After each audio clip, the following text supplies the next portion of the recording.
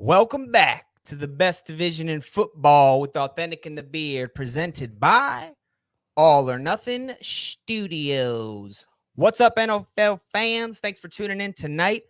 Our Thursday preview show. We got 4 NFC East games to preview. We're also going to discuss tonight's Battle of Ohio, Cincinnati, and Cleveland. Let's bring in the fellas. The Beard, what's up, man? You still feeling good from your Skins victory?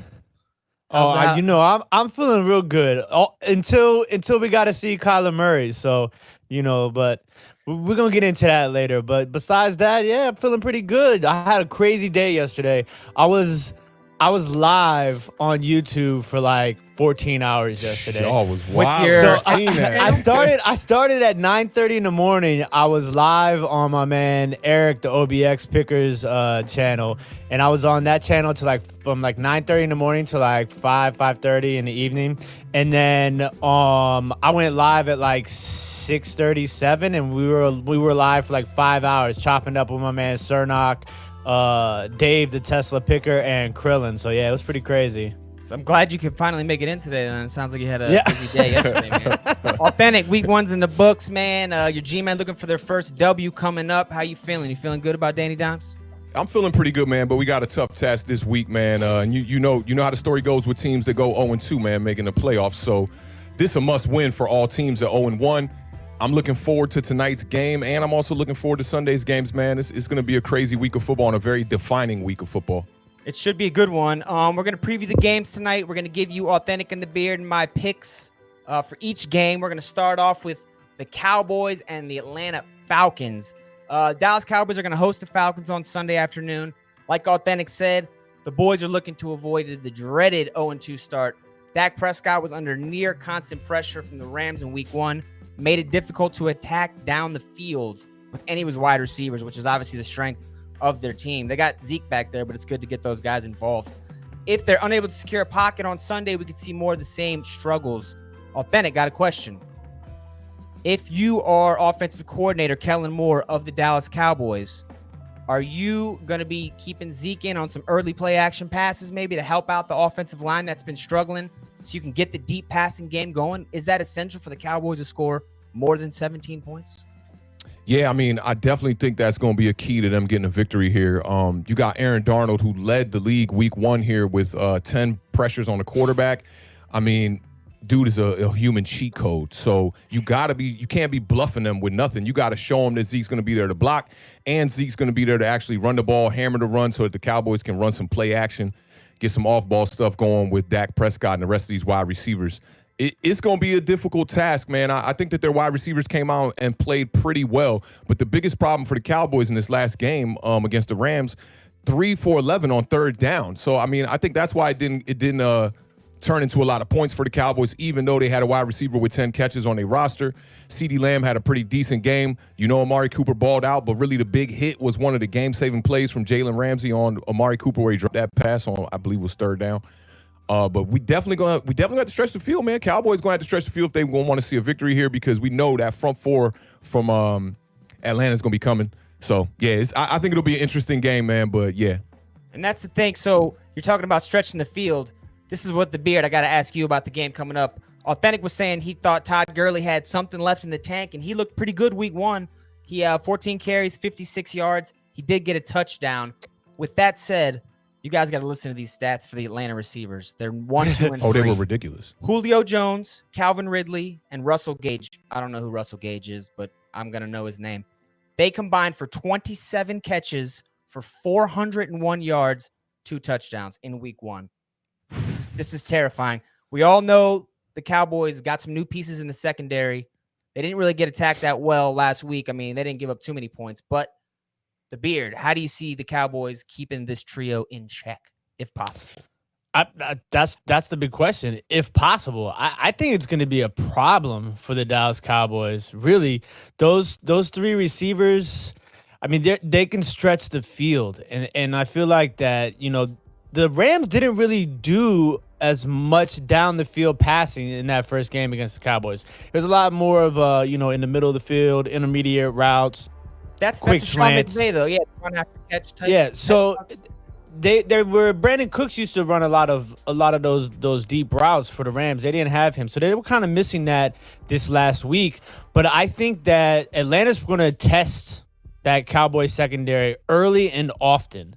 So I think it's going to be a big problem, and this I probably will be the difference in the game. If Matt Ryan can not turn the ball over, they can mix in a little bit of that run offense and the downfield threats. It's going to be a big issue for the Dallas Cowboys.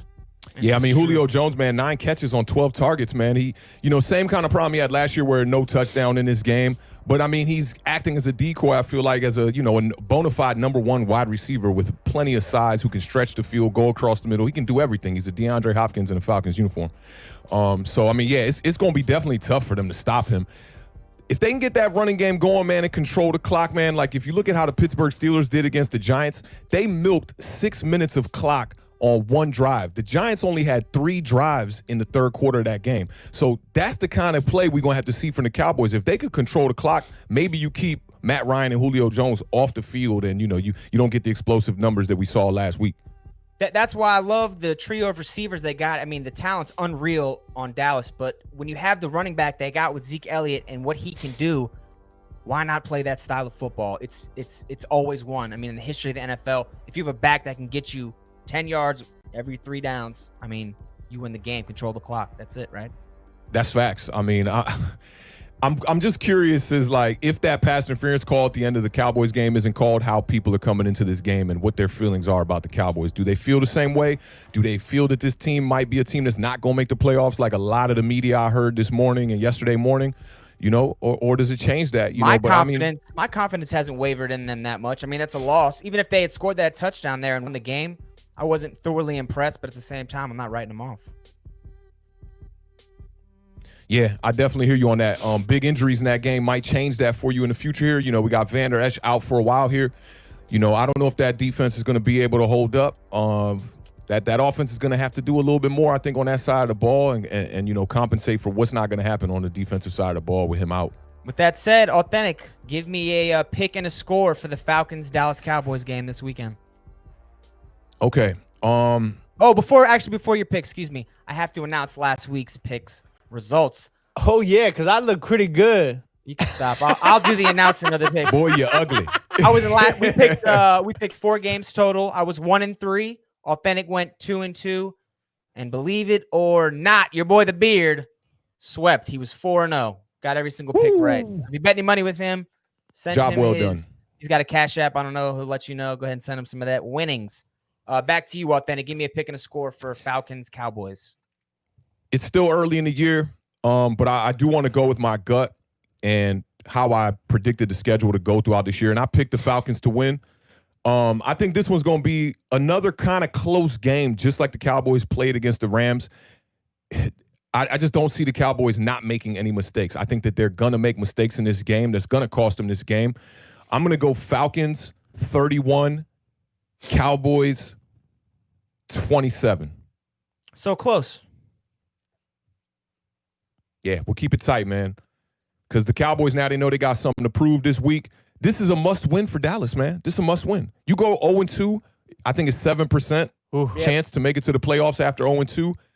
This ain't the team. And with a new coach, that's not going to be a good look. We already saw a couple botched situations from Mike McCarthy in some eyes, my eyes being one of them, the 4th down and 2 late in that game, down 3 points, 20-17. I think we just take the field goal there. You got a 20-20 game. Things might be looking a little different. You're not relying on a pass interference call that you didn't get. So, yeah, I'm going to go with the Falcons on this one, 31-27. Interesting. I didn't know you didn't like that McCarthy call last week. 4th downs are so tough because you get them and you're like, you're Riverboat Ron. You know what I mean? You miss a couple. Everyone's like, what a stupid decision. Fire this guy. I was going to make a comparison to Ron Rivera on that because when Ron Rivera picked it up, you're looking at it like, great call. But, it's like this. It's like when you see your son or something in a basketball game, little Pee Wee basketball game, and he shoot that 3-pointer, little Steph Curry, little too deep. You like, no. Good shot, son. Good shot. That was me every time I shot the ball in youth league basketball. Everyone was like, no. All right, the Beard, man. Give me a pick and a score, maybe something to look for.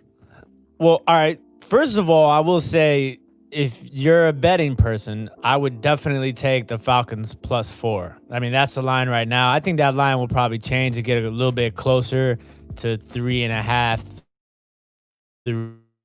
I would definitely take the Falcons +4. And authentic score also. I think they're gonna definitely clear the over on this of 53. It's just gonna come down to how the Cowboys can defend the Falcons wide receivers. And I think you had all three of them was eating 100+ yards. And that was against Seattle. With the new they've been kind of slowly putting together that new Legion of Boom over there in Seattle. And so I really think that, with Jamal Adams back there, and like they had all them weapons in Seattle and they was still eating. Dallas secondary is not even, close to what Seattle's working with on defense, in my opinion. And with all that said, I think the Falcons going to come out on top. I think that's a crazy stat about 0-2. You said 7%? Yeah, 7%, bro.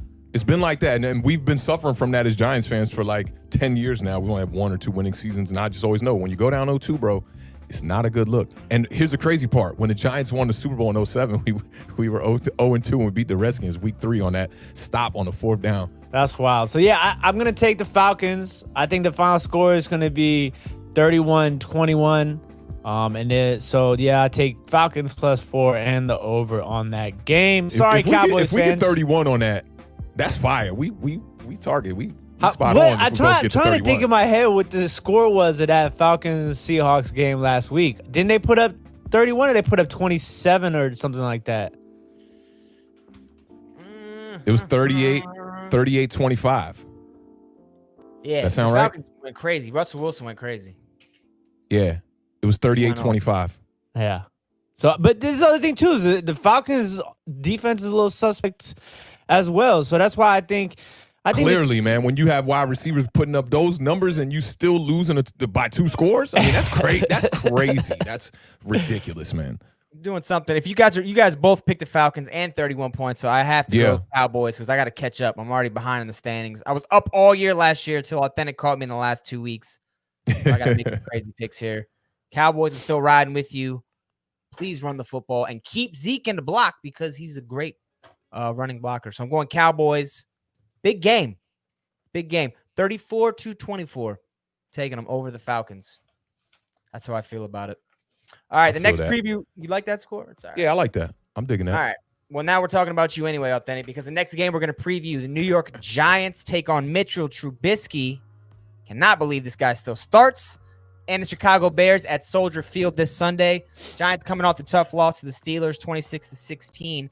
Meanwhile, the Bears game was crazy exciting. The Lions were up big, up 3 touchdowns plus going into the 4th quarter. And our guy, Mitchell Trubisky, 3 touchdown passes in the 4th. Come all the way back. Lions have a chance to win it.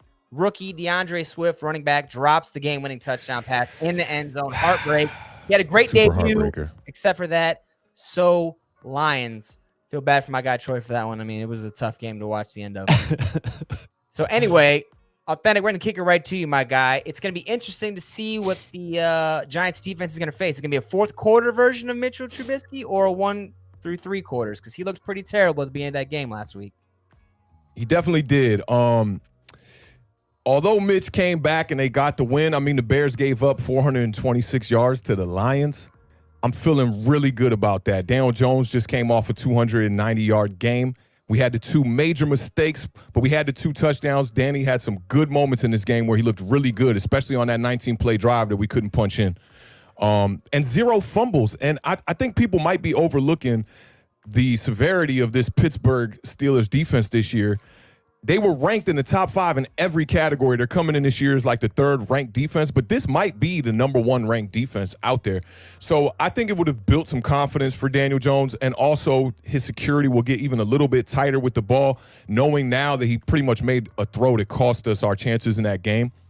I also want to address something here too that Saquon Barkley said. I mean, not Saquon Barkley. Tiki Barber, our old running back, said this morning on his CBS podcast. He said there should be no heat on Saquon. He said He's going to be a great player, but if he wants to be on the field on third down in obvious blitz situations, you got to be a better pass protector, period. And I know for a fact that Joe Judge is telling him the exact same thing. So when Tim walked in today, he asked me about this and what my thoughts were, and I kind of really had nothing to say about it. But I think Tiki Barber makes a really good point. If you're going to be on the field and there was clear blocking opportunities for Saquon Barkley that he whiffed on blocks actually in this game. It is just one game. We can't forget what Saquon did last year, and I think this will give him a little bit of motivation to be able to prove himself in this game even more. Saquon knows he's got to come out and have a hell of a game for the Giants to have any kind of chance against the Bears. It kind of reminds me of 2 seasons ago.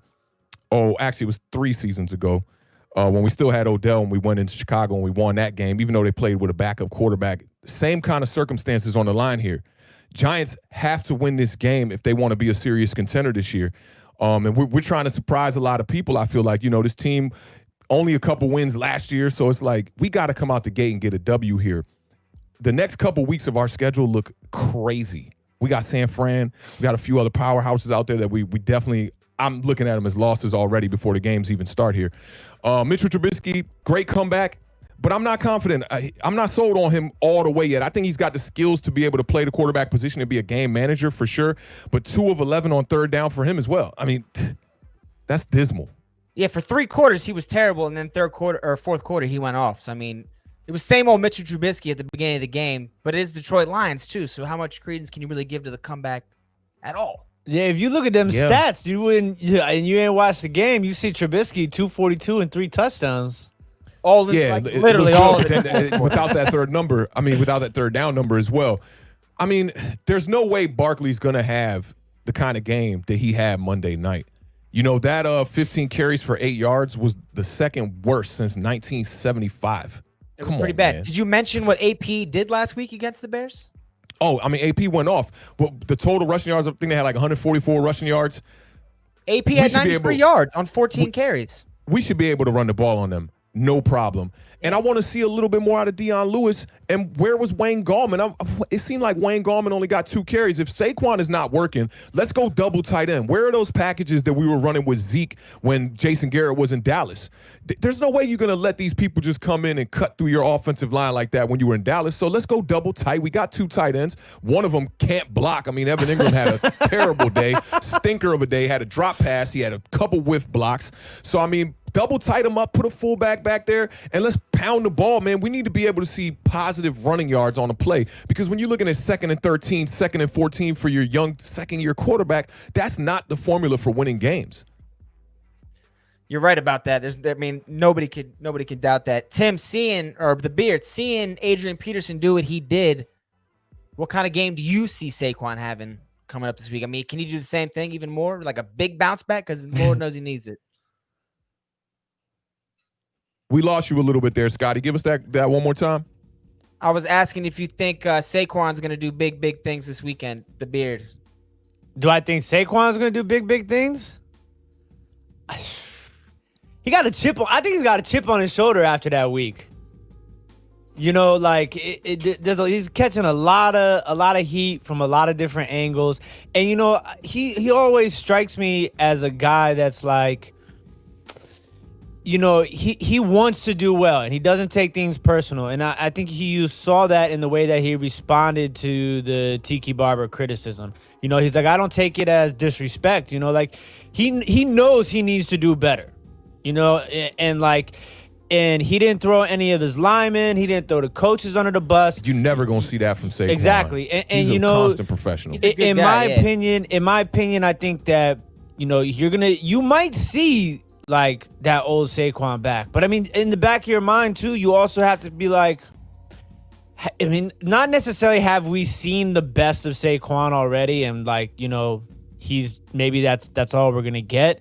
But it's like, how is the team, how is the coaches and the linemen and everybody going to get Saquon back to where Saquon was considered to be one of the best running backs in the league?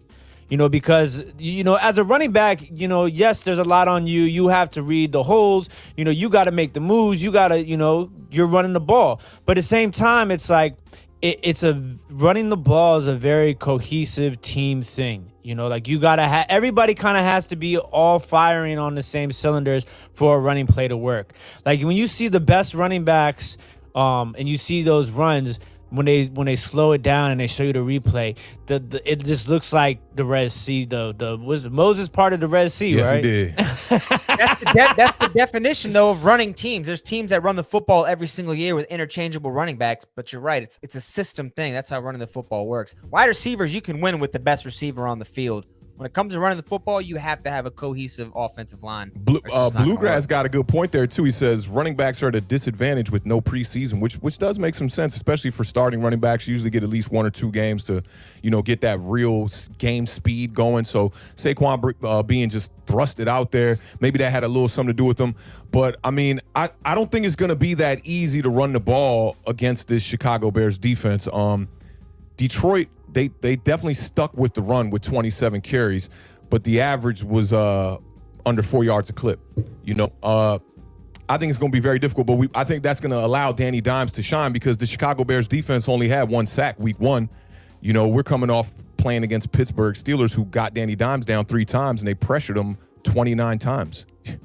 So I think it's going to be a very different story in the passing game. We're going to see a lot more out of Darius Slayton. Hopefully the Giants can get Golden Tate back and give us another weapon out there at wide receiver, and that can maybe help open up the running game.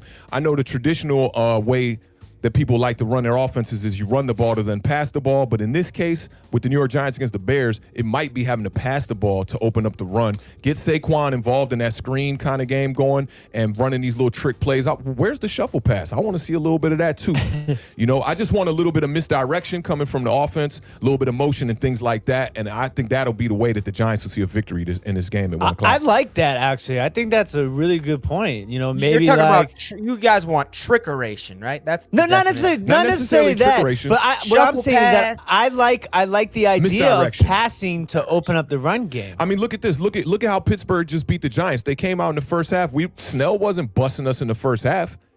They had to get that offense clicking with the pass game. You saw Juju Smith-Schuster make a few catches. You started seeing that offense clicking with the passing game in the second half. And then when it was time to run the ball, it was like, oh, y'all better sit back and cover these pass plays because if you don't, we going to come out and throw it. And you saw it one time, even when Pittsburgh had the game pretty much sealed, they passed it on 3rd down. They felt good. They felt confident in what they were doing. I mean, the score didn't reflect the blowout, but they felt good. And that was in the first half for me. It was 10-9 the entire first half, but it felt like Pittsburgh was controlling that game. Hate to say it. I'll disagree with you a little bit right there because Pittsburgh was letting the Giants linger and hang around just a little bit too much. You have 3 key plays in this game where the Giants could have capitalized on it, and we're looking at a totally different game where the Giants might have been able to sneak out of here with a victory. But that's expected with the Steelers coming in off COVID with a new quarterback who didn't play last year, even though it was Big Ben. He didn't get to play last year, so we saw the rust in at least the first quarter. I'd say that last drive right before the half that they put together is when the Pittsburgh Steelers started to get it really clicking. And then that pass led to them being able to run the ball, and Snell took care of that, man. They ran the clock out. Like I said, man, they went from 12 minutes left in the fourth quarter being up by 6 or up by 7 to draining the clock all the way down to 5 minutes before the Giants got the ball back. Smart football. That's how you win football games, right? Definitely. All right, so let's get we'll start with the beard since we'll give Awthentik a second to stew on his score because I know who he's going to pick. Beard, give me a pick and a score, Giants-Bears. Man, this is a tough game. This is a really tough game. But I do think the Bears kind of got lucky last week, for sure. I think that first 3 quarters of Chicago football is more indicative of them as a team as opposed to that fourth quarter. And the fact that they're favored by 5.5 points, if the Bears win, there's no way the Bears win by more than, a field goal. So I'm definitely taking Giants plus 5.5. That's for certain. Okay. And the over-under, I think it's probably going to be a more, not necessarily like a barn burner, but a little bit more of a shootout. So I'll take the over on the 42. And I think the Giants are going to sneak out of this with a victory, actually. I'm gonna go ahead and say that the Giants are going to win by a final score of 23-20. Just don't turn the ball over. So you think Daniel Jones is going to outperform your boy Mitchell Trubisky? Absolutely. Solid bet. Authentic. You know who you're picking. It's going to be the Giants. Give me a score and give me what to watch for. I got you. You see that comment from Mark, Tim? Which one? Make Jones earn it? Right before that, he says every team should try to take Barkley out of the picture. Yeah. And the Mike Tomlin, that's all he talked about leading up to the Giants game, and they did it to perfection. There's no way that this Bears defense is going to be able to do that. We're going to have to start with the run, but I think in the long run it's going to lead to Darius Slayton having another big game. 6 catches, 2 touchdowns he had last week. I'm hoping for even more catches this week with 1 less touchdown. I'm hoping for 8 or 9 catches. Giants got to get this W, or I'm going to just start changing up picks. Coming from week 3 on, I'm going to go back to the schedule and start changing these picks because I got us at 10-6. That's looking crazy if we don't come out of here with this win against the Bears. I think the game will be a bit close, but the Giants will pull away at the end of this game.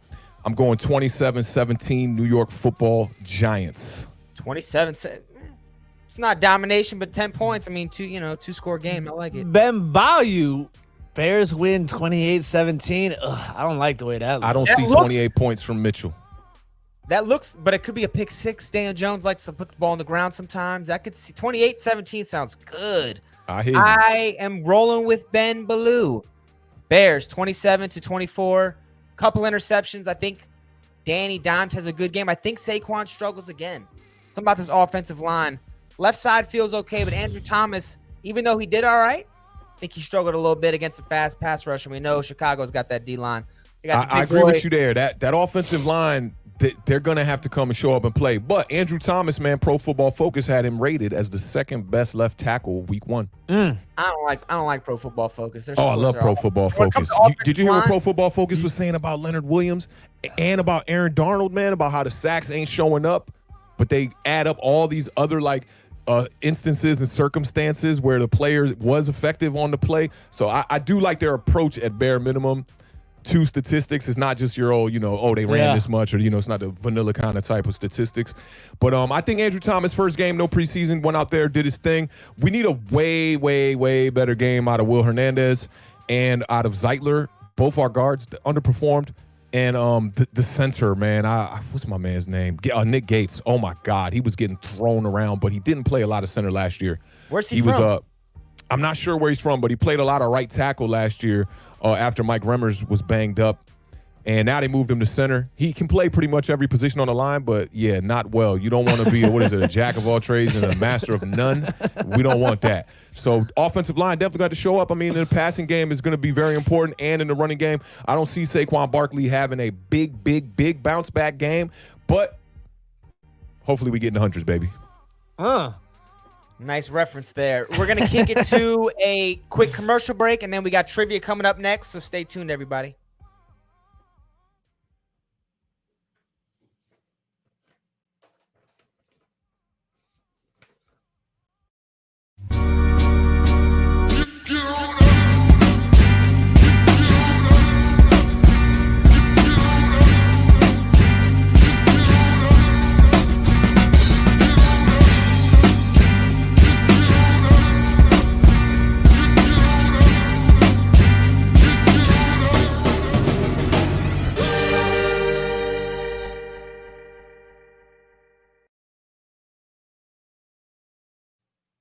A little commercial the fellas put together, the parlay. Check us out Sunday mornings. If you do fantasy, if you gamble, if you just like numbers, check us out. We're talking all numbers Sunday mornings.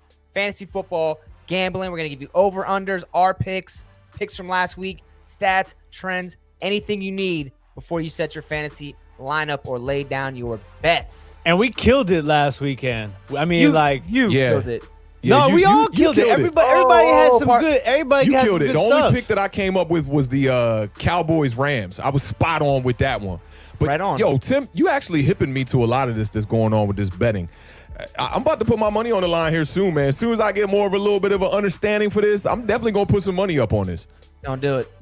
But hey, everyone else, you should do it. I got big money to spare right now. You're the only one, my friend. All right. We're going to turn off the hip-hop beats for a second. We're going to kick it over. It is now your favorite time of Authentic in the Beard.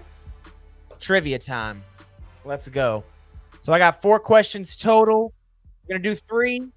You guys have a tie at the end, or if somehow the score is not decided, we have a 4th bonus question, which I love. I want to get there. So do your best to tie these first couple. Awthentik, are you ready? I'm good. Ready as I'll ever be, man. I got the music in the ear. The Beard, are you ready? I was born ready. Let's play trivia. Can you guys hear me good?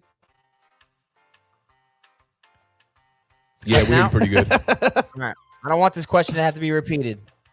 You good? Of the following 3 receivers, who averages the most receiving yards per game? This is for career. I got 3 answers for you. A, Antonio Brown. B, Odell Beckham. Or C, Julio Jones. Who's going first? We'll start with the Beard tonight because Awthentik was complaining last week about going first a bunch. So we'll start with the Beard. Oh, that was strategic, bro. I'm going to say C, Julio Jones. No, I don't have to think about that. I just don't want to pick the same answer as him. You can, because there's a tie question if you do pick the same answer. I don't think you would lead me in the right direction. I don't know. I don't know if I trust you, Scotty, right here. You shouldn't. I'm the quiz master, and I'm not here to be trusted. I'm here to ask you questions. So we got Antonio Brown, Odell Beckham. Man, let's go Odell Beckham. That's incorrect. Damn. The correct answer is C, Julio Jones. Boom, boom, boom, Good boom, pick, good pick. boom. Awthentik, would you And like a redemption point question? The chat got it too. Yeah, let's hit it. MB, Johnny Mac, This Ben is B Mark. said Dez. and then he came back with Julio. My man Jim. Yo. all right. Awthentik, you get a redemption point bonus question. Tim, you are not eligible. I'm sorry. Wait, what?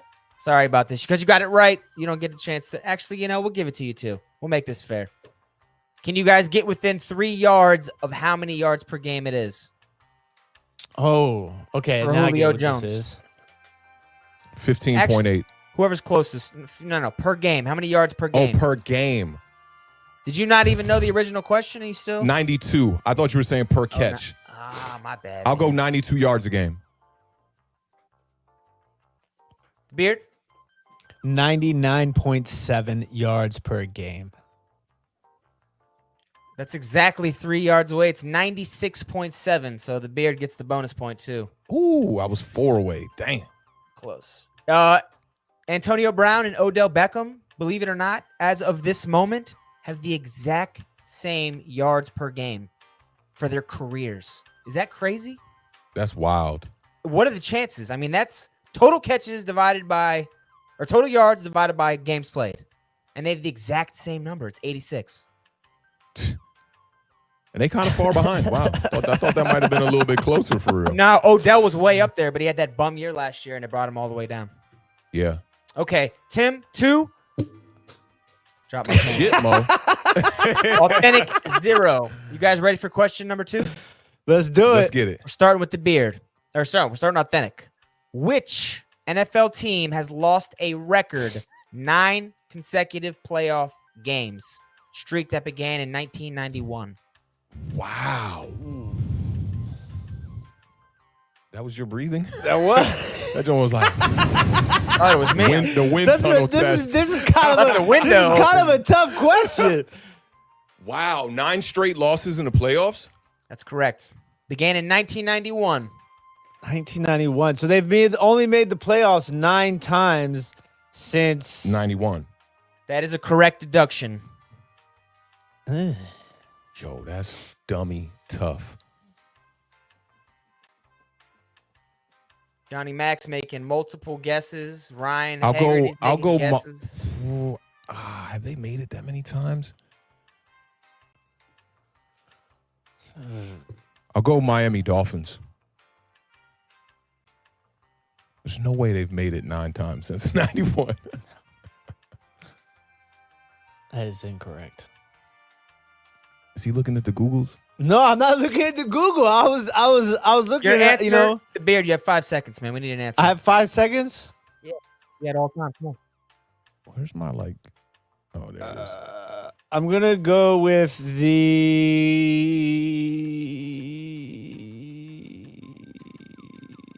Incorrect. Dang, this is tough. All right, Bengals.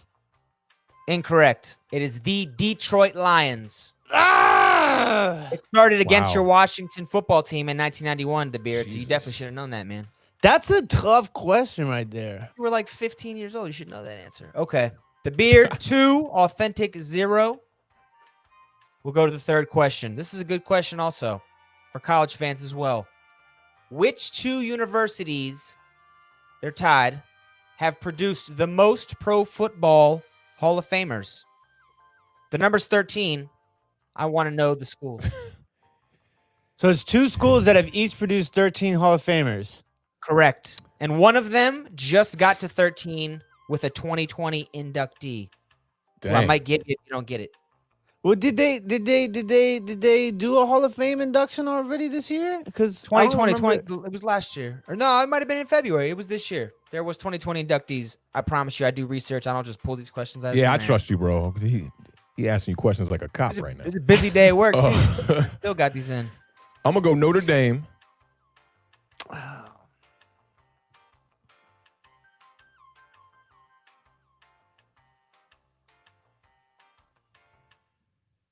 We need a second school, Authentic. I know. I know. The music was like, bruh, you got an answer? Let's go Notre Dame. Florida State. Can I change those? Can I change them? Absolutely Can I not. change them? Let me change them. Let me change Why? them, bro. Come on, there's not final answers. I can't see if I'm giving away things. That you know me better than I You know didn't me, give so away you might see anything. my face. It just literally just clicked. We're on to the Beard. You picked Notre Dame and Florida State. The Beard, give me your two. Well, you know I'm gonna pick Notre Dame because Notre Dame is the best college football program in the country, all the time. Oh, What, Scotty. can you tell us what browser you have pulled up? Because we can see it in your glasses. That something's on your computer. There's nothing on my Something computer is right on now. your computer, son. you know I gotta go with Notre Dame. I know the other one. I know it right now. And I think the other one might be like an oblivious school that like you don't really, you know what I'm saying? That'd be stupid Don't to really think. That'd be stupid to If you think. don't get it, come to me for that answer. I think I got it. Okay, so because this is the thing, you got to think about like this. Like Alabama and Miami, they're more of like right now sort of producing players. Right. They don't really have like the longevity of enough players to already be in the Hall of Fame. I'm going to go with the Notre Dame and their rival USC Trojans.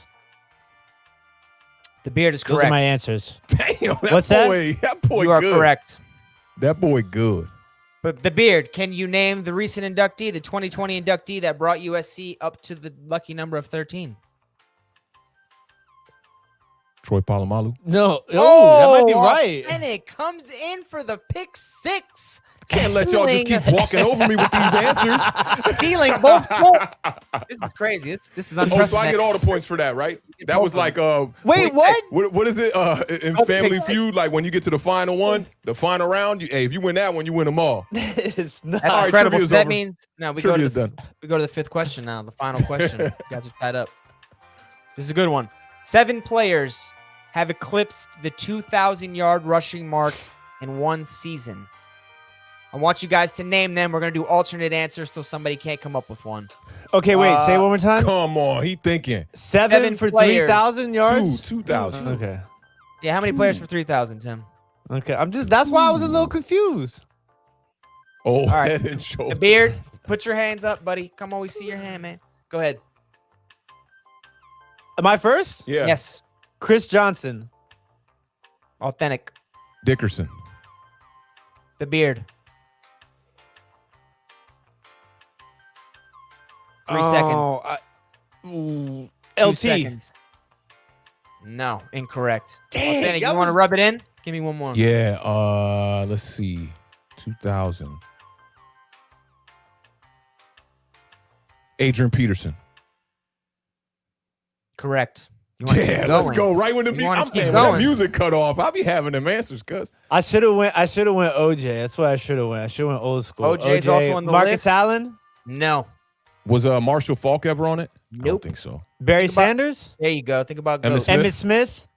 No. So now these last two guys, one of them was big in the 90s, retired too early. The other one flashed in Baltimore very Jamal quickly. Lewis? Jamal Lewis, he had Dang, he got 2066. 2,000. Wow. And then the final answer is Terrell Davis for all you yeah, Broncos TD. fans. Legend. Man, he Phenomenal. was one of the best, bro. He was one of the best. Too short of a career, though. Yeah. He was pretty phenomenal. All right, we got to get through these previews, man. We are running late. We are going to get We charged for good. this production time. The third game we're going to preview, LA Rams are traveling to Philadelphia to take on the Eagles. Eagles host the Rams, correct? Eagles fell to Washington in week 1. Banged up offensive line. They don't get any You know what, reprieve. man? Am I still good? Yeah, we're getting. It seems like we're getting a little bit of internet lag here. I'm gonna try something. Oh, I don't care about you guys. If the fans can hear me, I'm going to keep You going. can do the introduction to the to this preview though. Okay. The Eagles' offensive line didn't look good at all last week. Pretty terrible. Left tackle, left guard just getting run through the whole time. They don't get any reprieve. Aaron Donald's coming to town. Hopefully Carson Wentz has his deductible paid up on his personal injury protection insurance. Because if he does that duck head stuff, he's going to go down. It's going to get ugly. The Rams are coming in as a 1.5-point favorite against the Eagles. So the prognosticators are already thinking the Eagles might have a tough start to the season. They got the injuries. Wentz didn't look great. We know what's going on. The Beard, are you guys there or am I by myself? Because I can just soliloquy this whole thing. The chat, talk to me. You guys there? What do you guys have? Rams at Eagles. Jared Goff bounce back game. Carson Wentz bounce back game. 2 young quarterbacks. Both overpaid, perhaps? I'd like to think so. Jared Goff got Sean McVay. Has always made him look better than he really is. Same time, Carson Wentz got Doug Peterson, who plays a winning football game, but at the same time, not quite known as a quarterback guru. Wentz has injury stuff. A lot of that's because of the head ducking. That's what I think. I don't know what you guys think. The Beard, there he is, my guy. We lost you for a second there, man. It was. I got. Oh man, I was so nervous. I had to do a whole soliloquy. I was by myself. I didn't know what to talk about. So what game are we at right now? Eagles Rams? Yeah, let me catch my breath, man. Oh man, it's I can terrifying. see you talking the whole The time. internets, man. All right. Yeah, so we're talking about the Eagles hosting the Rams. Eagles fell to Washington week 1. Their offensive line looked atrocious. Washington got their 8 sacks that the Beard predicted. Was saying Carson Wentz, hopefully he's paid up on his insurance, personal protection insurance, because Aaron Donald's going to be after that ass. The Beard, it's not often in the habitually dysfunctional NFC East that we enter a week where the Eagles have the most question marks around their team. Do you have faith in the Eagles going forward, maybe getting a win this weekend, or do you see another debacle like last weekend against Washington? Well, I haven't. I'm not one of these people. I said this before, like on Tuesday's show. I'm not one of these people that looks at week 1 and is like panic button on this team and panic button on that team. I think that's all overreacted, right?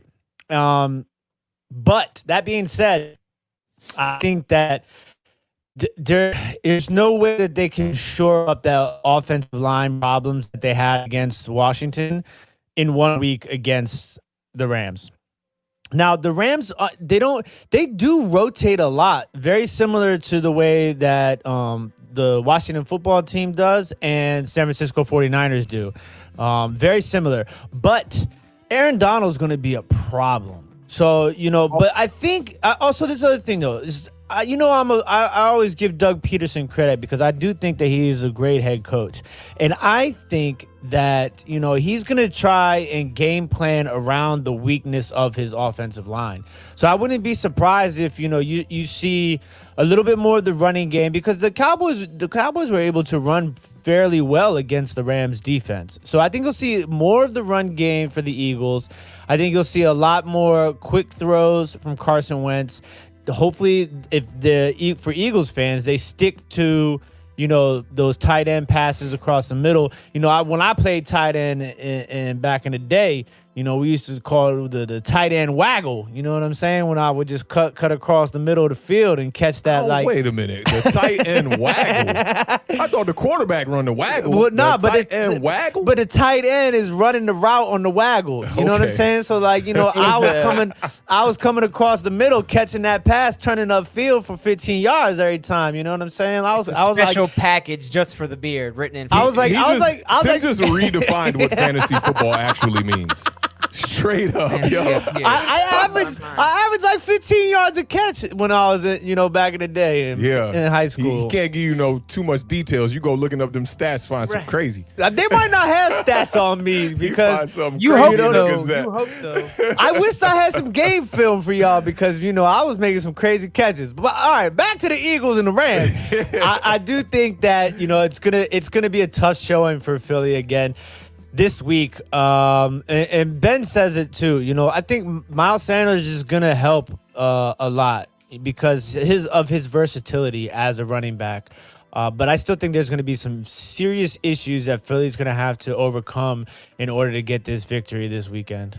Yeah, you're going to see the true team this weekend, I feel like, with Miles Sanders coming back. Don't forget, Lane Johnson is coming back on the offensive line, too. So that should help them out a little bit. No more rugby players playing tackle and whatnot. I still think it's going to be very difficult for this team, man. I mean, Aaron Darnold right up the middle. This defense is really good. You got no Alshon Jeffrey, so that's going to leave Jalen Ramsey on the edge against Deshaun Jackson. That's Clamp City right there. So only way the Eagles can hang in this game is if you get some production out of guys like Deshaun. And Ertz, he might be right there ready to lose his job. I mean, you got this kid, Goddard. 8 catches last week. And you got a drop out of Ertz. This kid might get to see the field a little bit more. I don't know if he's going to quite lose his job off 1 week of bad play, but the other kid's looking better. I think it's the exact same situation that's happening in New York with Evan Ingram and Caden Smith, because Caden Smith's on his heels, man. You got to put the best players out there on the field that are going to produce.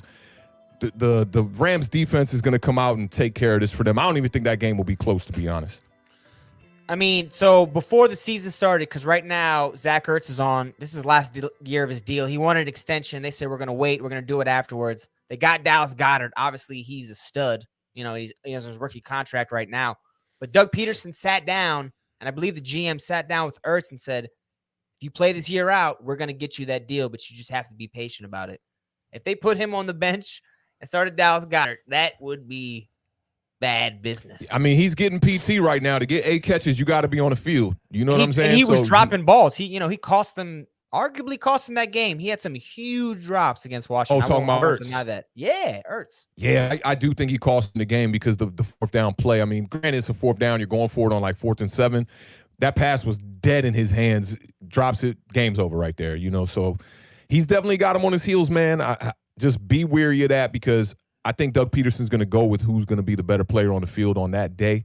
And we know the NFL is a really cutthroat league, man. They'll tell you one thing. I mean, they signed Odell Beckham to a $90 million deal and then traded him a few weeks later. Whew. That doesn't even make sense. So while it's crazy. Jared Goff, so Awthentik, while we're there with Jared Goff, let's talk about the Rams real quick. He didn't light the world on fire. He did not throw a touchdown pass in week 1. Yeah. We know what you feel about Carson Wentz. If you were starting a team tomorrow, the Uptown Awthentiks, which quarterback would you want to start your franchise with? Are they paired with the coach? No, just the quarterback. You're the coach. If I'm the coach, I'm going to be able to find ways to make Carson Wentz win games. I think he's got the better skill set, but Goff with McVay is a deadly combination. I mean, even in a game where they only put up 20 points last week, they still have 422 yards. So third downs are big for them. They just not punching the ball into the end zone when it really matters. But that's a lot of yards for a little bit of points. I see them coming out even a little bit more explosive. And I saw some moments there for Sean McVay where he could have took over the game as a coach by just calling the right plays, and he played it a little bit conservative when they had a nice little lead. It's going to be tough. Jared Goff is up and down. I will say that. But I put him a tier above the Mitchell Trubiskys. And I think a lot of that has to do with the coaching that he has over there. You know, wait, Sean a McVay tier above the Mitch. Where do you have Mitchell Trubisky ranked? Just by them third quarterbacks, fourth kind of maybe fourth on the cusp of 3. You know, he's like in the 28 through 32 ranking, right? Yeah, I mean, you know, when I look at tier 2, that's the Ben Roethlisbergers. You know, like they proven they balled. You know what you're gonna get every week. Kirk Cousins. Kirk Cousins, tier 2. Yeah. We can get into this conversation. I like this conversation. We can talk about this later. I want to talk about your tiers. Yeah, that's tier 2 for me. You know, tier 1, Russell Wilson, all those guys, Lamar Jackson, Patrick Mahomes. You love you some Russell Wilson and the Seahawks. Always have, man. He's a baller. He's a ball, and you know what you're gonna get. You ain't got to be like, you know, seeing him on Sunday being like, bro, what kind of bonehead play were you doing right there? You don't see that kind of stuff out of Russell Wilson. Before I forget, can you believe Russell Wilson has never received a single MVP vote in his career? It's crazy. What? Yeah, it's absolutely ridiculous. If we were still doing say to what's, that'd be a say to what right now. He was right there last year through week 10. He was right there, but then, you know, Lamar Jackson just took off in that race, man. And when Patrick Mahomes came back and got healthy, he balled way out too, and he made his case, you know, late in the year as well. I mean, that's just ridiculous. Russell Wilson's probably the best quarterback in the NFL over the past 6 years. When you're an elite quarterback, it's tough to get the recognition when you're a quarterback on a running team and you're not a running quarterback. Even though he has that skill, he's never been a running quarterback. So maybe that's why. But 0 MVP votes ever, that is a farce. Yeah, that's wild. Did you give me a score? I need a score for this game, Awthentik. I just don't think this game is going to be that close. I think Miles Sanders does a little bit to affect the scoreboard here. I got the Eagles. Man, watch them tight ends come out and just because the first half Eagles looked so different. So I got to compensate for that. I'm going to go 31-20 Rams. You're done with the Eagles. You're sold all the way. I'm just making some pretty ridiculous picks for the first 2 weeks here, going with my gut.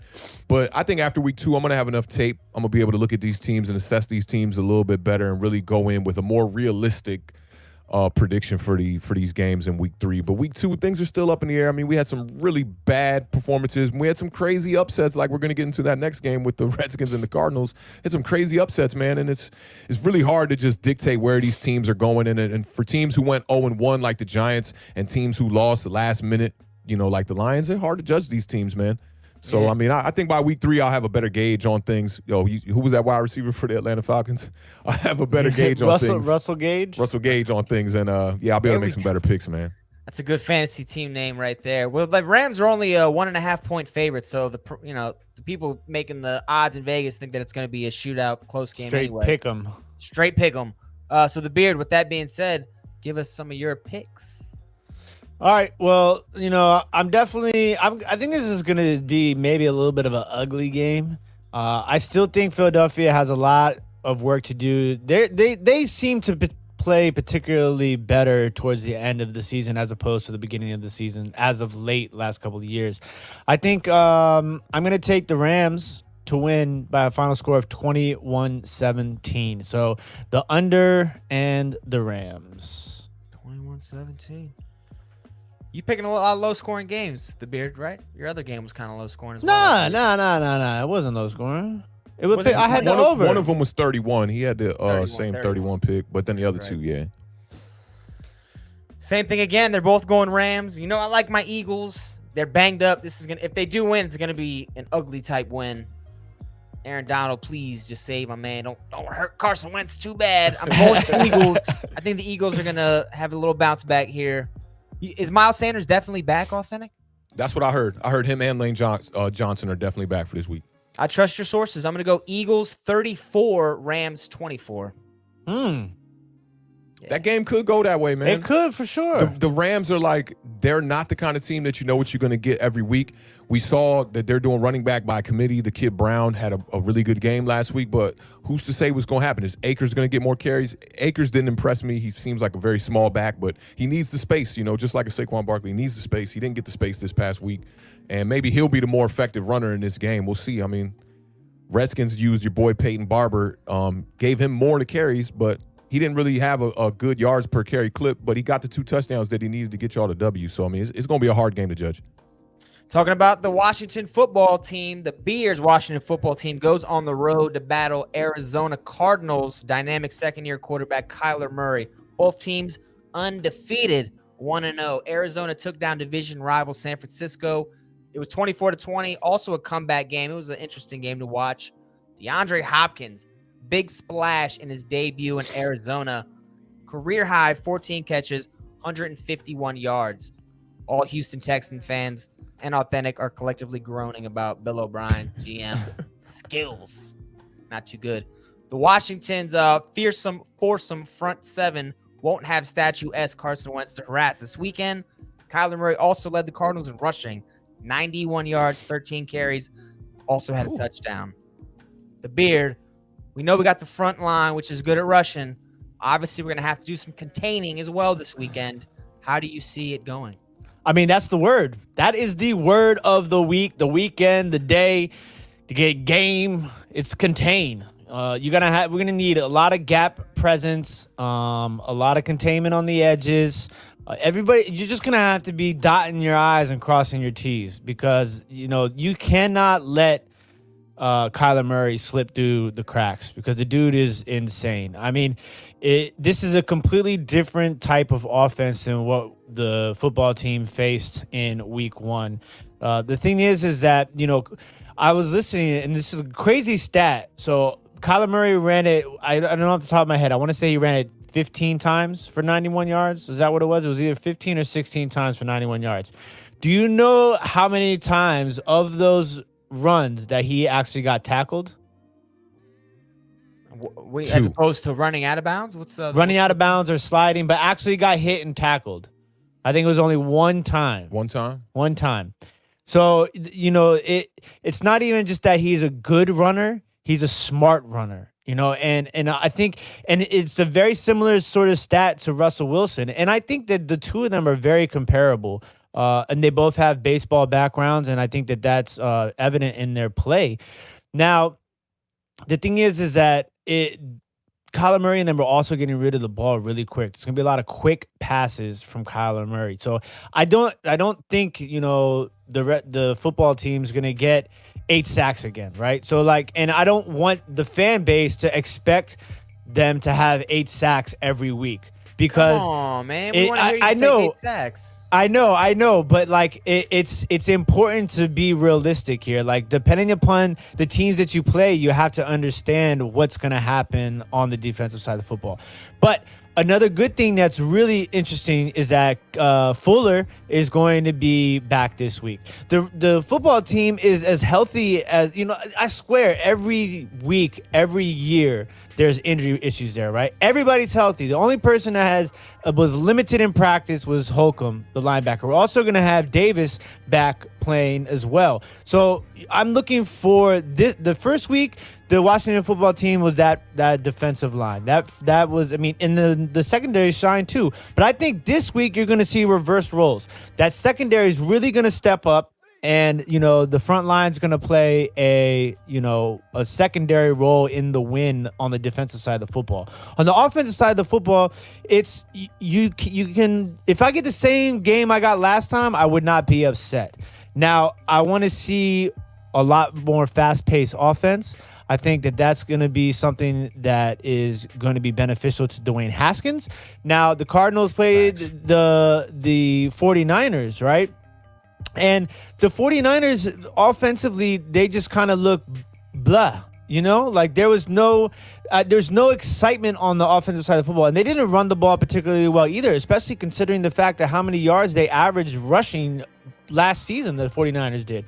So I think, Mostard only had 3.7 yards a carry, which for him, that's kind of crazy. It was tough running. It was big tackling happening in that game. Yeah, so I think you're just going to have to keep Arizona on its toes. It's got to be not just balanced, but it has to be making you think. Running the ball when they think you're going to pass the ball, passing the ball when they think you're going to be running the ball. It's just going to take a collection of great efforts to win this game for the Washington football team. Yeah, you saw a lot of clear, defense in this game in week one from the Washington football team. The front four balled out, which in return helped the people in the secondary ball out as well. But we can't forget they was going up against a wide receiver core that's that might have been the worst in the league with the injuries that they had with Alshon Jeffrey out in that game.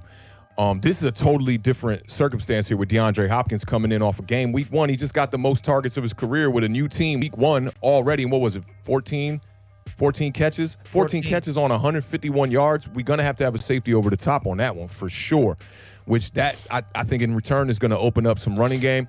And I do think that the Washington football team, every time I say that, it sounds like a joke. I've called it like 5 It is different a things joke. in the last 20 minutes. A joke with a bad punchline. Washington football team, y'all do got the edge rushers to be able to contain Kyler Murray, but I think that the one problem you're going to have to watch out for is your middle linebackers are going to have to be keying in on him, because when he steps up in that pocket and goes straight down the middle to try to beat contain, somebody's going to step up and be able to make that play too.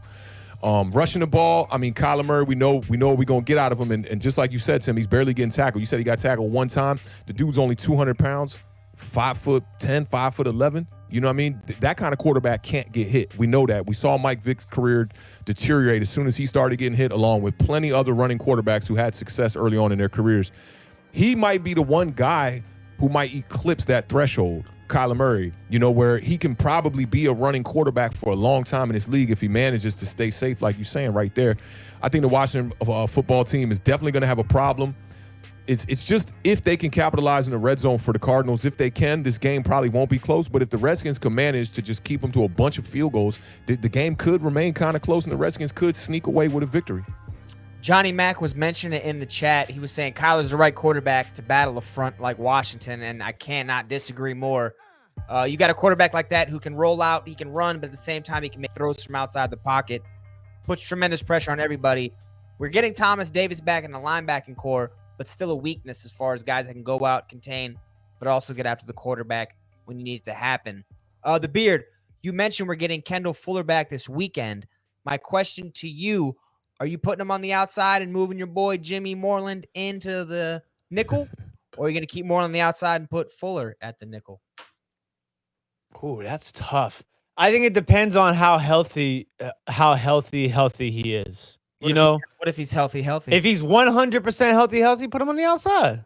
And put Moreland Moreland on the inside. Did you see Moreland tackling? Did you see how he tackled on the outside last week? He had like 7 tackles. Moreland is a phenomenal tackling. Oh, you know me. I think Jimmy Moreland is the dude. Well, I've been saying it for 2 years. Why can't both of them see time over there? I mean, you got to think about this. The only time you're going to see a slot corner on the field is when the team is in nickel defense anyway, when you got 5 defensive backs. Okay. So in other formations, you're going to have a 4-3 or a 3-4. You're going to have linebackers and D linemen out there, and you're only going to have 2 corners anyway. So you could do a rotation of both of them. You could have Fuller out there getting some snaps, see what he does. But I agree with Scotty on this one. Moreland was stepping up, making the tackles, and he was playing the 10 to 12-yard routes. Dead perfect, jumping balls like nobody's business in this game, and that's how he ended up getting his interception, climbing over the top, getting that pick on that read. I'm glad you said that too, because that's another point I wanted to make. Is I think one of the biggest, most important things defensively in this game for the football team is no space. I think you have to have a in-your-face press on the outsides.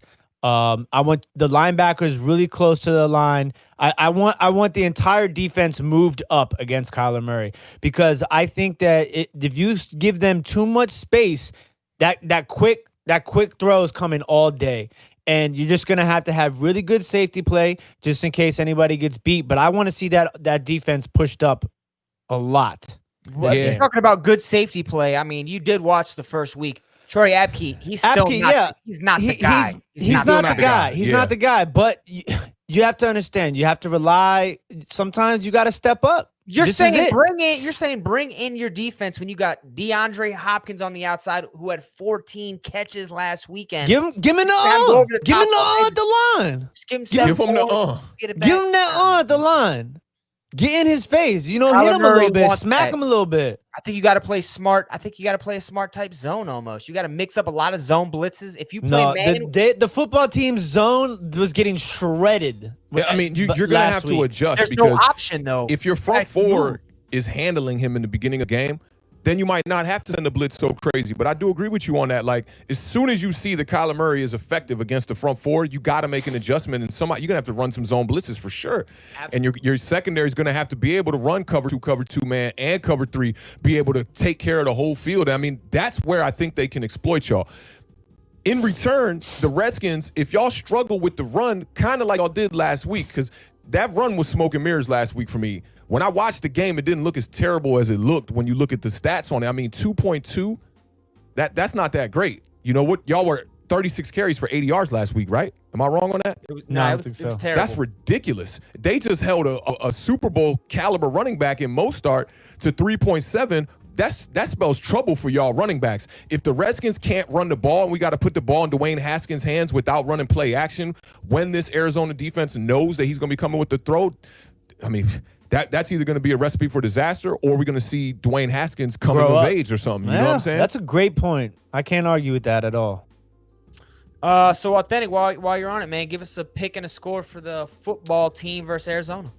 Man, this is tough. This is the hardest game of the day to judge for me, because both these teams coming off of upset wins, you know? Yeah. Nobody thought the Cardinals was going to go on San Fran and beat them. You know, I didn't even think that game was going to be close.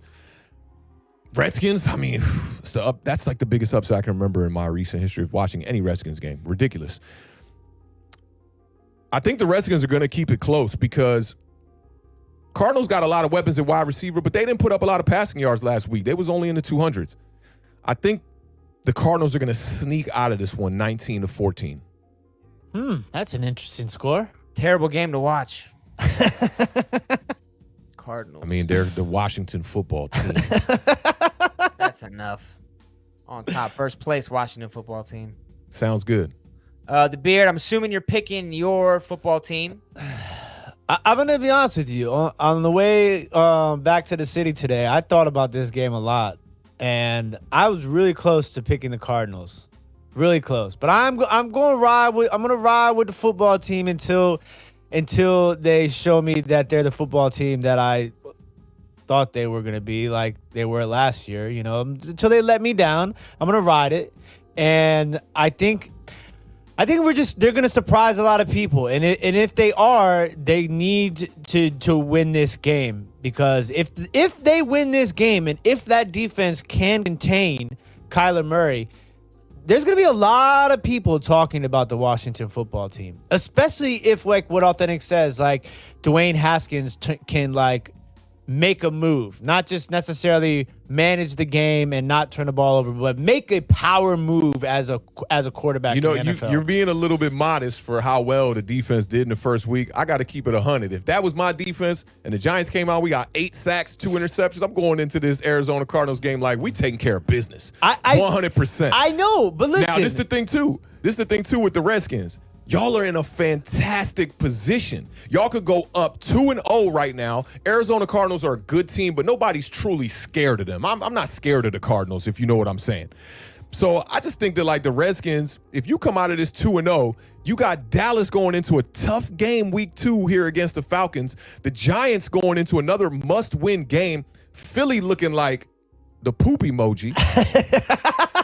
I mean, are we looking at the rebirth of the Washington football team? I love that you're throwing that Giants optimism on us Redskins fans, because normally we temper our expectations anytime we start like this. A little bit. Like you know how the city be. Exactly. The Redskins get one win. They're You go out and people like, they're going to the bowl. Like, you know, but man. this is the thing is that, like, I have to apply the same rules that I apply to the rest of the league to my own team. And I've said it multiple times, you know, in Tuesday's episode and tonight, that I don't want to overreact or underreact to anything from week 1, you know? So it's like, I think that it is an indicative of how our defense is going to look in the future, for sure. And somebody asked me over under on 5 sacks for Washington this week. You got to do it now. You got to. You got to do that every week almost. Keep rolling. I'm gonna say over. I think they're gonna get five. I think they're gonna get six sacks on Kyler Murray. No way. Because listen, this is what you have to think about it too. Is that, you know, if the football team can get pressure up the middle and the D ends are containing like they're supposed to be, that's a recipe for sacks against a quarterback that likes to move around a lot. Am I right? Yeah. I am. You know? Yeah, So but it's just like, I mean, you did open your whole monologue earlier saying how Kyler Murray was the best at avoiding contact, period. And to get a sack, you kind of, I mean, unless he's running out of bounds behind the line of scrimmage, you got to hit the guy, right? but nobody's seen anybody like Chase Young. Facts. Let's just throw that out there right now. And that's not like coming from a Washington football team. It's one fan. man. Yes, he is one man, but Montez Sweat looked better than he looked in any game last year, this last week, right? Ioannidis stepped up. Remember what I talked about? Half sacks. You see how many half sacks we had?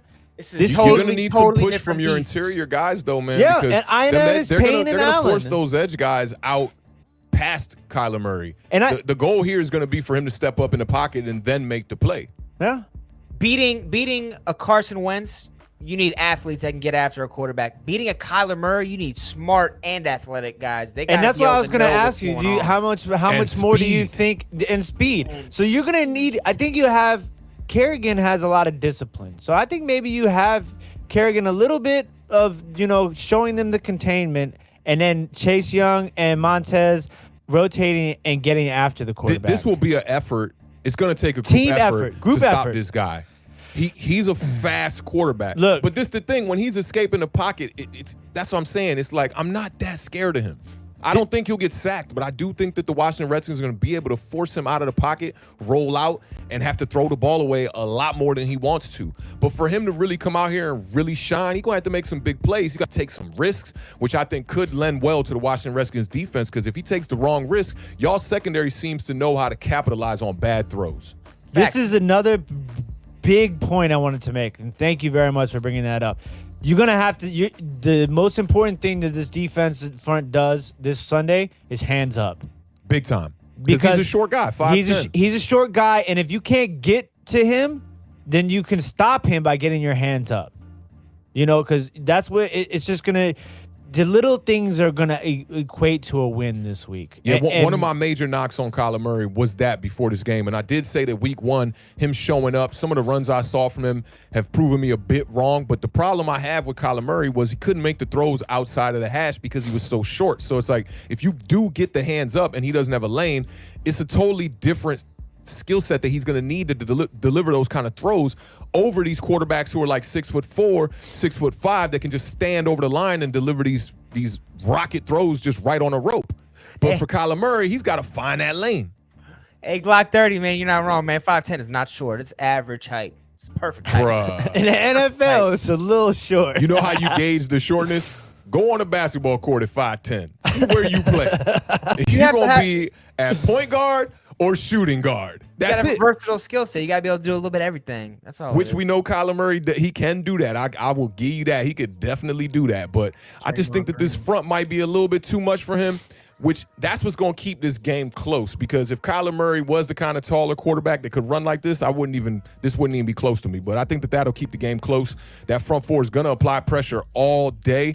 It'll surprise me if the Cardinals can show up and just block this front four and we get like a 2-sack game. It's really going to surprise me, but I think this is a very defining week for the Washington football team. We're going to really know what this defense is really about. Seeing two better quarterbacks. Carson Wentz, even though he had a bad game against you guys, he is in the better category of quarterbacks in this league.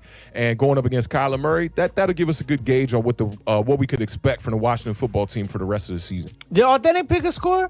He did. He gave us 19-14 to Cards. 19-14, yeah. Is more than 6 sacks. Looks like the points. No, I said more than 5, 6 sacks. Okay, so then I'm going to take the Washington football team. Is it 5 or 6 before we jump onto that? It's over 5. Over 5. Okay. That's what the question was. I'm taking over 5 on the sack. So 5 is So I am going to take definitely, no matter what you do, take Washington plus 6.5. That's an easy bet right there, okay? Now, the over-under, I'm a little less confident on that over. I might take the under, but I think the football team's going to come out on top 21-17. Which football team? The Washington football team. You actually have to, yeah. You have to You got to say that, right? Yeah. I mean, I love Thursday night. If I had Awthentik's optimism, I mean, we looked great. Washington looked phenomenal. There's no doubt about it. But I just have to contain it a little bit. I don't think that we're going to be able to do the same thing against Kyler Murray. I got the Cardinals. Cardinals are going to take it 27-17. 27-21. The Washington football offense scares me. I do not see enough talent out there. Chandler Jones is going to have his field day. Awthentik was talking about Pro Football Focus earlier, which I said I didn't like. Redskins left tackle Garen Christensen and left guard Wes Martin were ranked the 32nd and 31st worst tackle and guard last week. So, if Chandler Jones has his way with us, Dwayne Haskins is going to have a long day. So I am going Cardinals. What's your score? I forgot. We're going to have to watch the replay. Whatever you guys have in the chat heard, remember what I said? Go ahead and tap that in for me because I do not remember what I said. See 30 fan said, is Awthentik a DC guy or a B-more guy? Giants hat notwithstanding. We've had some good nights in Baltimore. So we've definitely had some fantastic nights in Baltimore down by the power plant down in the harbor. We were doing some crazy partying out there. But I'm really a Maryland guy, Silver Spring, Maryland, but right on the line, DC. I'm a Giants fan because when we were kids, my homie Pat Johnson, who's actually probably in the chat right now, his folks all was New York Giants fans, and I couldn't support the Washington football team. I knew that even back then as a youngin' in the 80s, and quickly got us a couple Super Bowls, and you got to jump on the bandwagon after that, and I've been a Giants fan ever since, man. Go Eli. Go Eli. All right, we got just the Thursday night game. It's 8:18. What time's kickoff? 8:20. Seriously? Yeah, let's get this wrapped up. We got to get it going. Let's not even a commercial break. I'm going to jump right into it. Yeah, no commercial. We'll Thursday night matchup tonight. It's going to be a battle of former number one overall picks taking snap for their respective teams. Joe Burrow's leading the Cincinnati Bengals 250 miles northeast of Cleveland to take on the rudderless Cleveland Browns and Baker Mayfield. I would have been more excited about this Burrow-Mayfield matchup if it was Oklahoma versus LSU, but it's not. In fact, it's the Bengals versus the Browns. Beggars can't be choosers. You take what you get. Both teams enter the matchup. They're 0-1. Browns were shellacked by the Ravens 38-6. Bengals lost after a last-second field goal to tie the game. Should have won that game. Maybe a calf injury. Maybe an acting job. He's kicking tonight, by the way. He's kicking tonight. He's kicking tonight. You're cut. You're cut. They signed another kicker. He said cut. I wanted to make sure I told you guys that because I remember that's what y'all were talking about on Tuesday. But yeah, they signed another kicker, but he's still kicking. He's starting. So he's cut by Awthentik's standards. Beard, how do you see the matchup going? Mayfield redemption or Joe Burrow hello world type Tiger Woods moment? Oh, it's Joe Burrow hello world. And listen, and at the same time, I came up with this slogan last night on my live on a long night. I said, it's make or break for Bake, baby. Because that's it. This is it. Like, Case Keenum over there licking his lips because, they got to do something. The Odell Beckham don't look like Odell Beckham. You could put a Joe Schmo jersey on Odell Beckham, and I wouldn't know that it was Odell Beckham. There's nothing over there that excites me. Nick Chubb and Kareem Hunt to me are they're the guys. That's it. Because Baker Mayfield I don't know if it's just that offensive line is that bad. I don't know. But also, Joe Burrow showed me a lot. And I've been a big Joey B guy since in college and into this draft. He's going to come out tonight, and I think he's going to do even better than he did last time. He had one interception, wasn't that bad. He ran the ball actually pretty well, and that 2-minute drive at the end of that Bengals game showed me everything I needed to know about him. He's throwing the ball in tight windows. He's got zip on his ball. He makes quick decisions. He's a gamer. And that's the thing. That's the big difference. Baker Mayfield used to be that, right? Now I just feel like all Baker Mayfield is doing it's a lot of crybaby sort of just and just. I saw somebody posted a picture. Somebody posted a picture today of Baker Mayfield from his rookie season in a white vest with no undershirt on, standing next to a Bentley with a tiger laying next to him. And it was this is why you don't take ridiculous pictures during your rookie season when you might end up being a bust. Yeah, that Hulu money getting to him right now. This picture it's gold. It's embarrassing. You guys should all Google that right now. I'm going to definitely peep. So, Awthentik, real quick, buddy. I know you were impressed with what you saw from Joe Burrow. You said you loved that run. Do you see them heavily featuring Joe Mixon? Mixon had a decent game, 69 yards, 19 carries, just enough to keep the ball moving. Do you see Mixon getting big carries tonight? Do you see that Joe Burrow just chucking it 50 times? Nah, I see Mixon definitely getting the carries tonight. It's that beef and broccoli. Oh yeah, you like that. Being that the Browns really don't, they're not a high-powered offense. Jarvis Landry is questionable coming in tonight. I don't know if he was named active or not. He's got a hip injury. Odell Beckham, you right about that, Tim. Ever since he went over there to Cleveland, man, he has not been the same wide receiver. But like we were talking about with Haskins needing that quick flow offense, Baker Mayfield needs that quick flow offense as well. Look at Baker Mayfield on all the throws that he makes where he looks terrible. He's always backpedaling, running backwards, trying to gain some space between the defenders, chasing him down. That offensive line in Cleveland is straight garbaggio. But let's keep it 100 here. I mean, Joe Burrow, he looked all right in that first start, but the Chargers ain't expected to be nothing crazy. They won that game with one touchdown and a running back who only had 60 yards. Not impressed. I think the Browns are going to come out tonight. This is a make-or-break game, not only for Baker, but also for Odell Beckham, man. It's time to show up. It's really time to show up. We had all this rumblings of him being traded this week, and I wouldn't mind seeing him going to the Patriots if this doesn't work out for him because the Browns are just a tarnished organization. But I do got them coming out with the win today. Tim, we're going to send this to you to get your score, but I got them coming out with the win. You know them. I want to say they played on Thursday night like last year or the year before that, and it was a stinker, like 10-9 or something stupid. Not right. So there's been known to be some stinker of games between these two. Man, I'm gonna go 17-10 Browns, and Odell Beckham's gonna get a touchdown. 17-10 Browns. Terrible game. The Beard, give me a score and a pick. 31-27 Bengals. That's the game I want to see. 31-27. I'll stay up for that. I do think A.J. Green's going to show up tonight, though, man. He did get enough targets last game. I do think we'll see a better game out of Burrow. But I think the red zone had him looking a little bit better than he was because we caught that last minute. It was just things was getting crazy. The Detroit game was going on at the same time. We just hype off the young kid actually getting a chance to come back and seeing a little bit of fake touchdown there until we get the pass interference from A.J. Green. But I think we'll see a better game out of both of them, but still a L. Man, this is a tough game to pick. I think there's going to be two losers. If I had to go, I'll take.